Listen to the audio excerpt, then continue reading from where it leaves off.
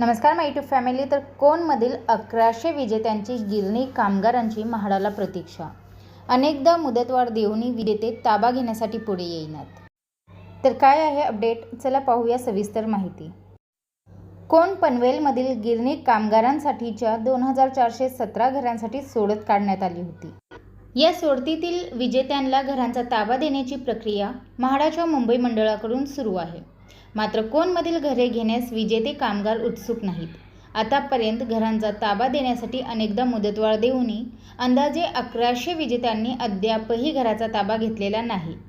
त्यामुळे या विजेत्यांना कागदपत्रे सादर करण्यासाठी आणि घराचा ताबा देण्यासाठी मंडळाने पुन्हा एकदा 45 दिवसांची मुदतवाढ दिली आहे। म्हणून ताबा घेण्यासाठी विजेते पुढे येईनात।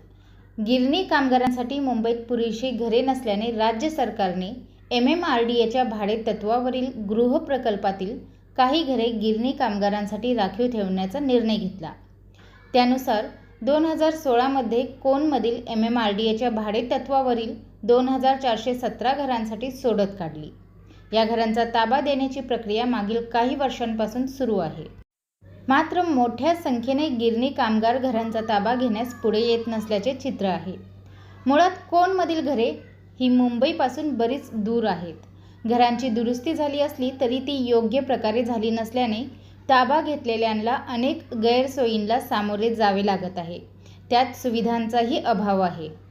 पुरेसे पिण्याचे पाणी उपलब्ध नाही, अनेकदा उद्वाहक बंद असतात।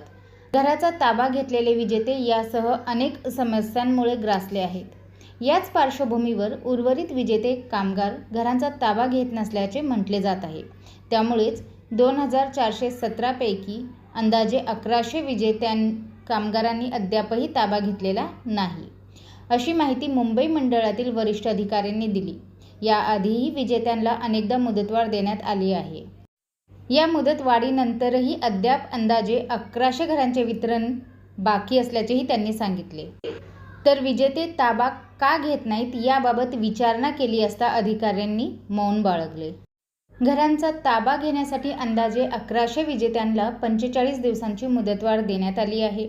सोमवारपासून ही मुदतवाढ लागू होईल। या मुदतीत विजेत्यांनी कागदपत्रे सादर करून ताबा घेण्यासाठी पुढे यावे, असे आवाहन मंडळाने केले आहे। दरम्यान ही शेवटची मुदतवाढ असेल का याबाबतही अधिकाऱ्यांनी कोणतीही माहिती दिली नाही। मात्र अनेकदा मुदतवाढ देऊनही विजेते पुढे येत नसल्याने किती वर्षे त्यांची वाट पाहायची हा प्रश्न आहे। यामुळे प्रतीक्षा यादीवरील विजेत्यांनाही घरासाठी वाट पाहावी लागत आहे।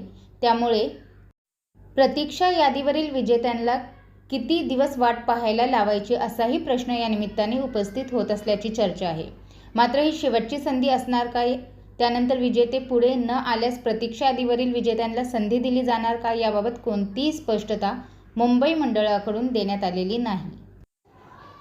कोणमधील गिरणी कामगारांची अपडेट मला आपल्यापर्यंत पोहोचवायची होती। व्हिडिओ पाहिल्याबद्दल धन्यवाद। आपल्या सर्वांचे आभार।